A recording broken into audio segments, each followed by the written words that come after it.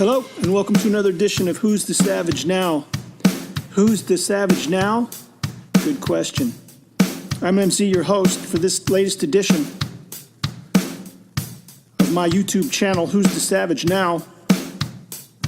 Covering everything from handcrafted animal rights advocacy to local pedestrian safety and everything in between. Vegan cuisine, music, handcrafted music, we got it right here. We got it. To, what else do we do? On-air, we cover on-air malfeasance at our local public radio stations. Yes, we do.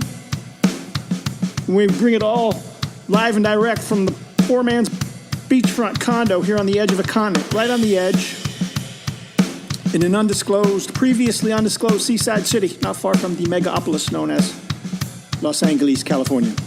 Exhibit A for humanity gone wrong, indeed. So sit back, relax, walk the dog, feed the cat, and get ready for some hard-hitting commentary from yours truly, MZ. Thanks for being a part of the show. We appreciate it. Stay tuned for more. Greetings, everybody. MZ back with you here for another edition of Who's the Savage Now? Who's the savage now? I think it all depends on who you believe and who you trust to put out accurate news and information. It's a critical question of a functioning democracy, which maybe we had at one point, but we don't now. I just wanted to make a video about my initial reactions to yesterday's programming choices at KPFK. Blew me away. It just was what I've been saying for all along, or for quite a while, that a lot of coverage on KPFK sounds identical to NPR, MSNBC, CNN, mainstream media, in other words. And yesterday was a great example of that, because simultaneously and completely, KPFK was indistinguishable from NPR, who also ran the Michael Cohen hearings minute by minute. Not as much. KPFK gave up about 2 hours in. I think by 10 o'clock, 2 or 3 hours in, by 10 o'clock they'd had enough. KPFK, they kept going all day with it. And I don't understand all the ins and outs, but I listened to all of it. If they were going to play it, I was going to listen to it and critique it. So just to use as evidence against KPFK for dropping the ball here. I mean, saying that this is historic. Michael Cohen will be a footnote in American history, in my opinion. And this whole thing is just a sham. I like what Jim Jordan said in his opening remarks. He says this is a sham. This is a joke. This is a travesty of a congressional hearing, having this guy come up here and testify.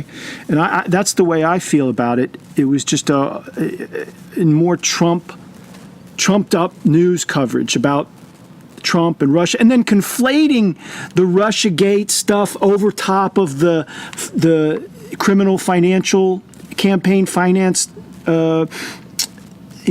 shenanigans that were going on. Just the way they conflated those two topics together and dovetailed it, and then later ran the DVD, the Trump Dubious Friends of Donald Trump DVD with the scary music in the back. Dun dun dun, and then Trump went to Russia. Dun dun dun. It's like, but then Sonali says, "Oh no, but we don't. No, they don't conflate. They don't say he's a Russian agent. They just say focus on his financial dealings." And then Sonali says, and it's fact checked. She says it's fact checked and it's consistent with what's already known out there. That's a quote from Sonali speaking about the Dubious Friends of Donald Trump DVD.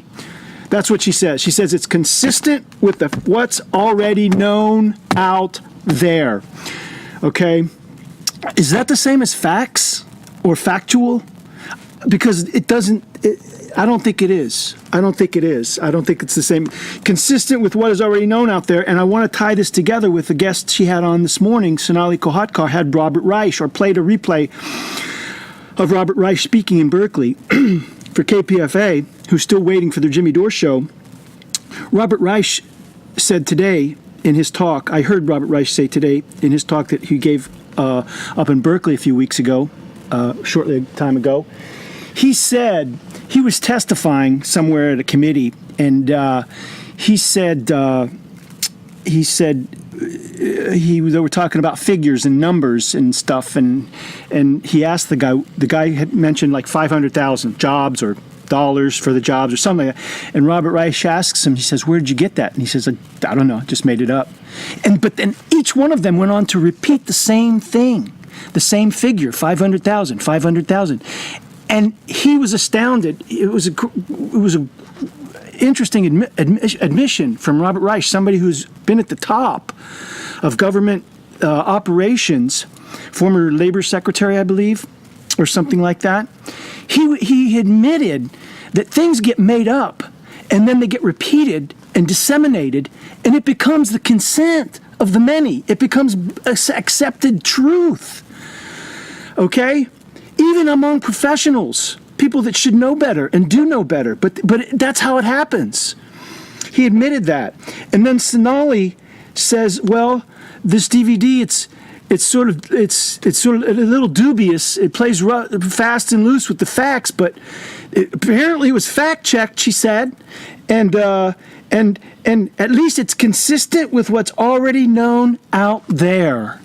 I don't know where out there is she's talking about, but consistent with what's already known. So do you see how if they lower the bar of facts to consistent with what's already known out there, then they can just about make up anything and say it's true. And by the way, that DVD, I heard somebody say 16 intelligence agencies agreed that Donald Trump was a Russian agent, or that the dossier was real, or that this or that or the other thing. 16 intelligence agencies. So all of a sudden the intelligence agencies are our friends. And this is what Jerry Quickly was saying 6 months ago when somebody called in that tried to correct him. That had been corrected by the New York Times, June 29th, 2017, retracted and then reduced down to 3 or 4, less than 5 intelligence agencies. So right there, that was not complete. That was a fact that they got wrong, and continuing to propagate it. KPFK, Sonali Kolhatkar, repeating the lies that Jerry Quickly was spreading. Trust the intelligence agencies. Pushing materials that suggested that. The DVD, Dubious Friends of Donald Trump. Then we get on to Ian Masters, and they've got a book.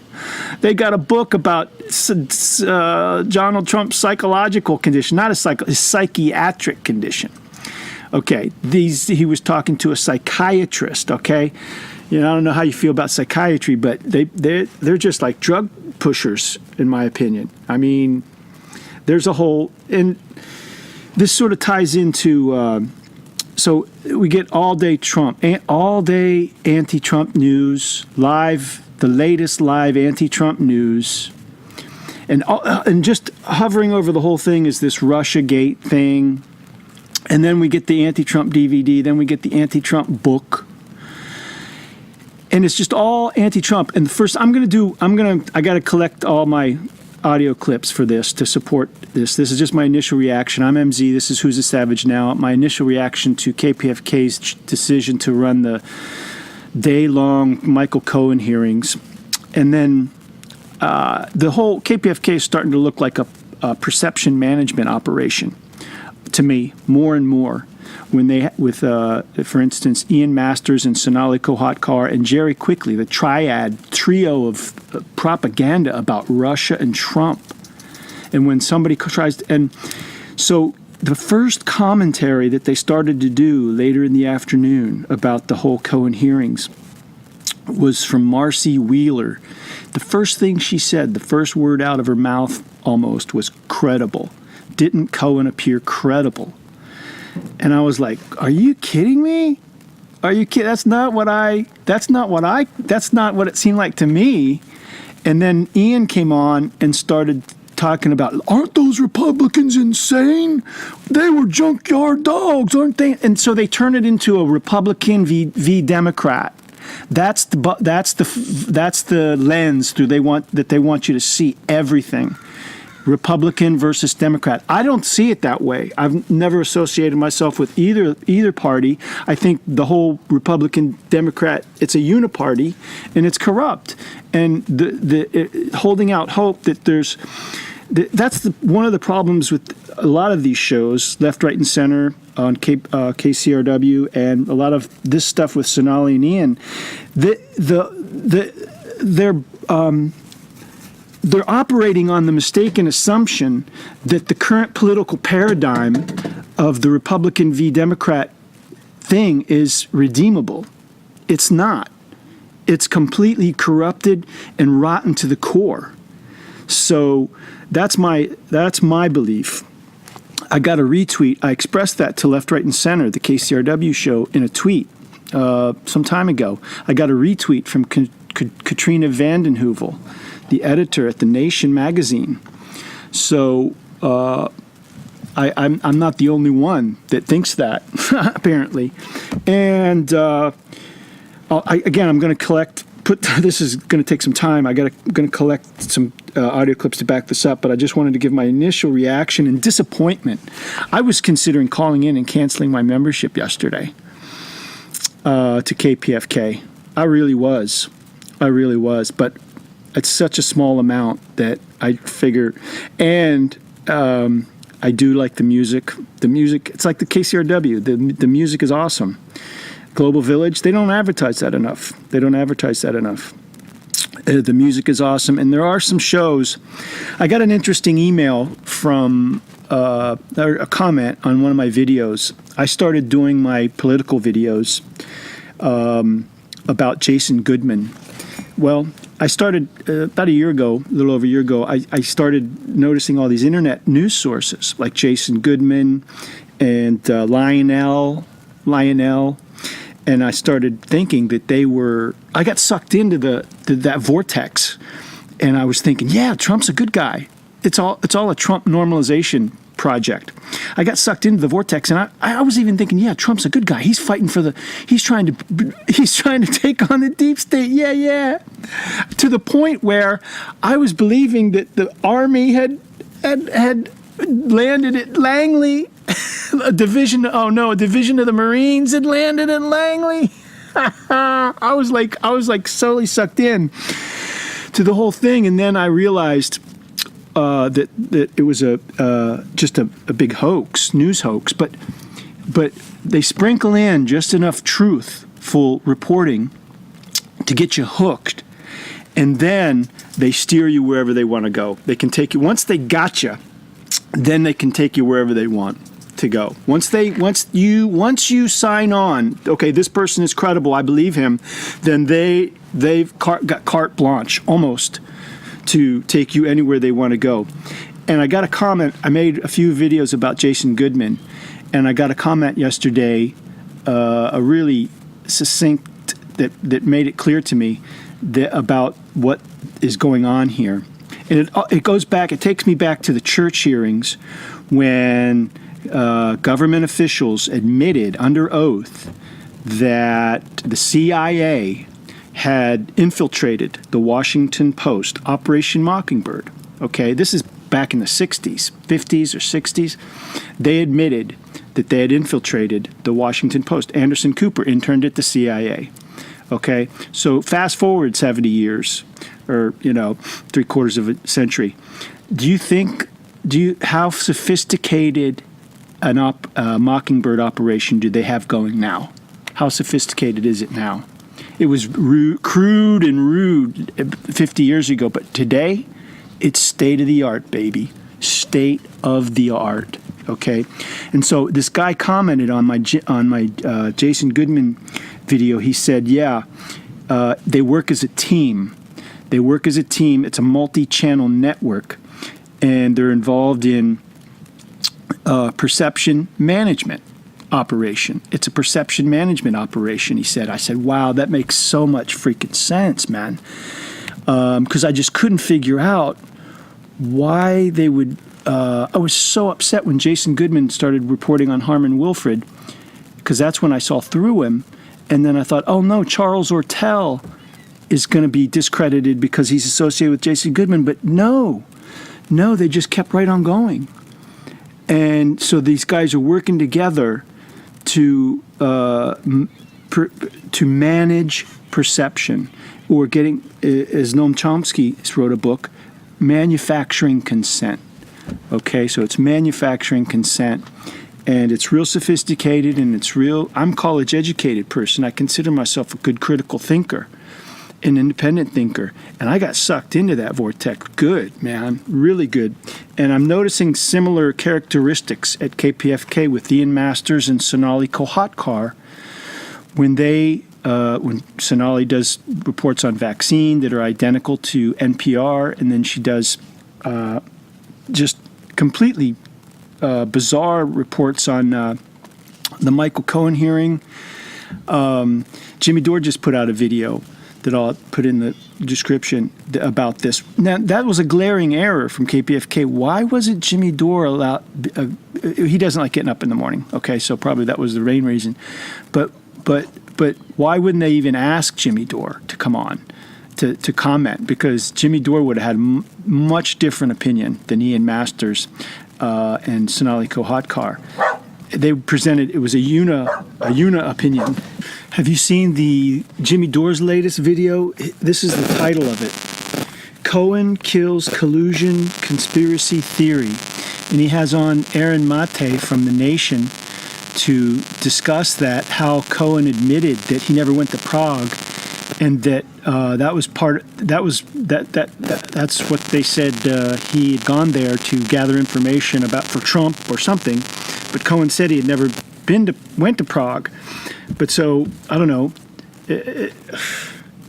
but why didn't they mention that? But there was no mention of that on KPFK about Cohen, the conspiracy theory, the Russian conspiracy theory being debunked now. That was a big factor if he's telling the truth. Okay, and Marcy Wheeler she was on Democracy Now! This morning saying the same thing. That didn't he look credible?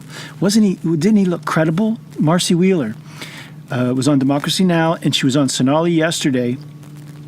And then she was the first commenter. She did the first commentary, and the first thing she said was, "Didn't he look credible?" And I'm like, no, he didn't. I was like, he looked like a lying, cheating millionaire. He looked like a sleazy, slimy millionaire that'll do anything to make money, including work for somebody like Donald Trump for a decade.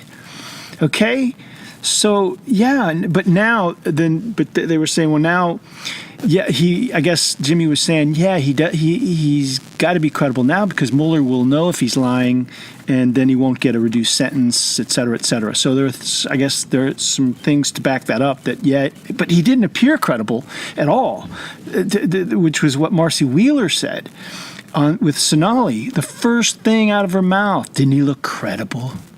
And then she mentions she highlighted Debbie Wasserman Schultz segment question. Is she still with the government?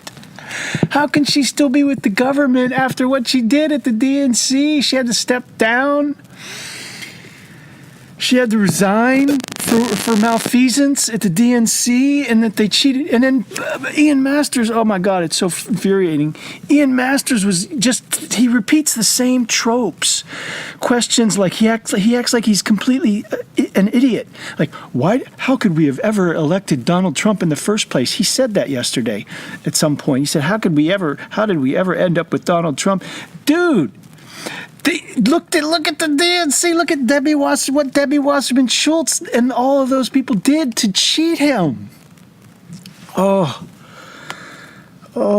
So it's so infuriating because I feel like this is my Jason Goodman moment with Ian Masters. That I'm just seeing him for what he is. No wonder Australia didn't want him. Guy's a wanker. Guy's a total wanker. They gave him the boot. KPFK should do the same thing. So Marcy Wheeler yesterday with Sonali says gee, doesn't he look credible? No, he didn't. And wasn't Debbie Wasserman Schultz great questioning him? No, I didn't hear that part. I missed that part, but no, he didn't. And then Sonali refers to the Russiagate thing as the Russia issue. It's become an issue now.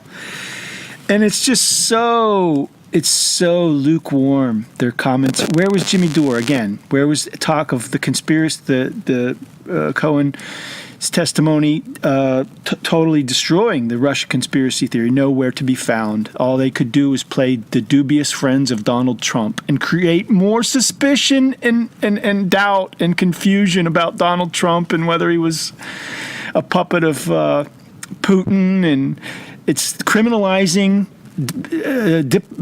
criminalizing diplomacy.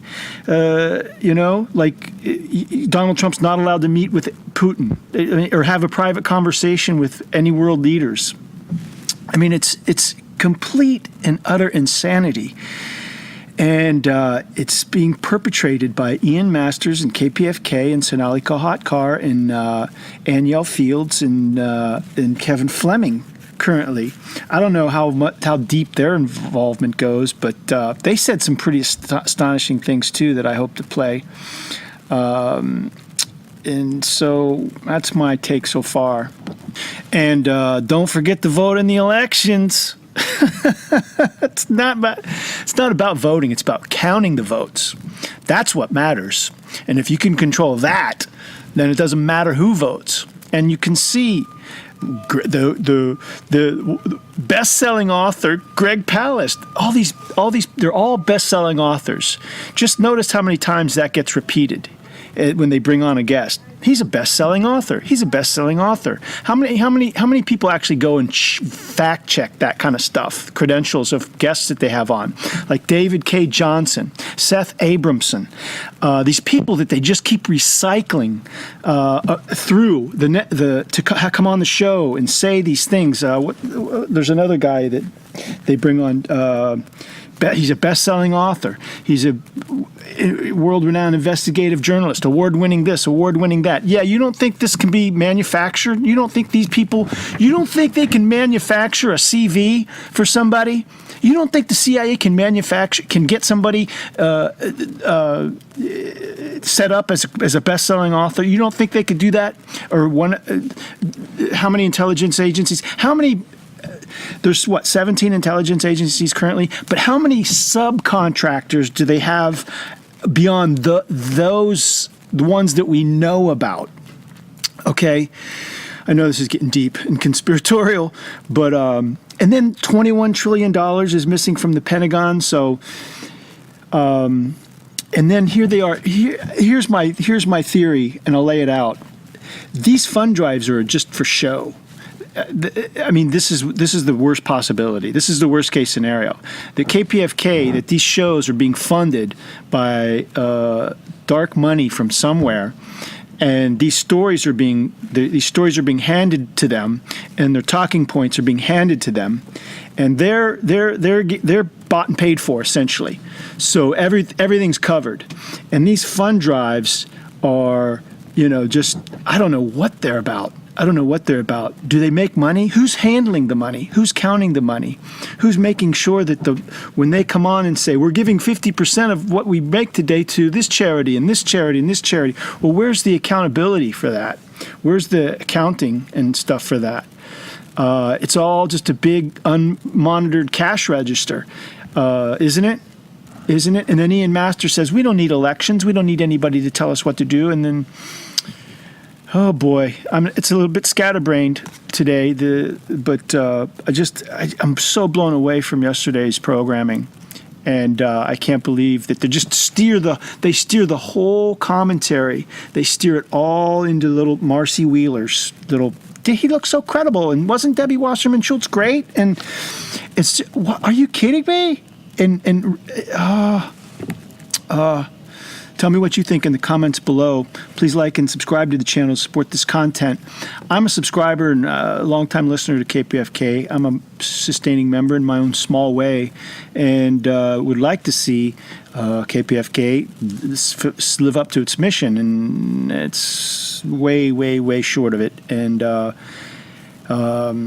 like I say, I had thoughts about just throwing in the towel on this station, but I'm in this far. Might as well keep going and keep calling them out for their BS.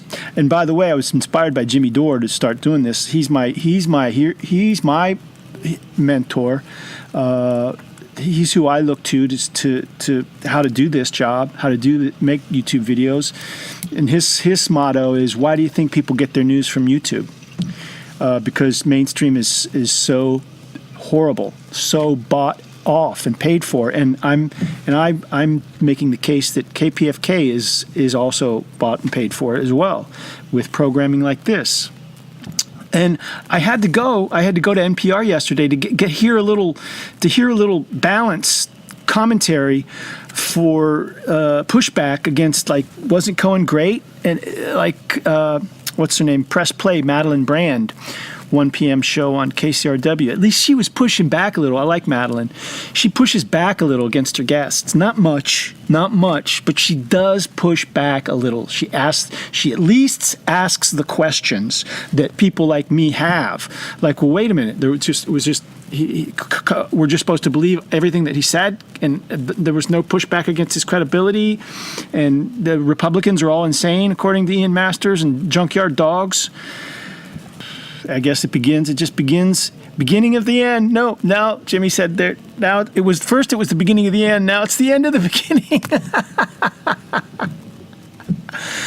Oh boy.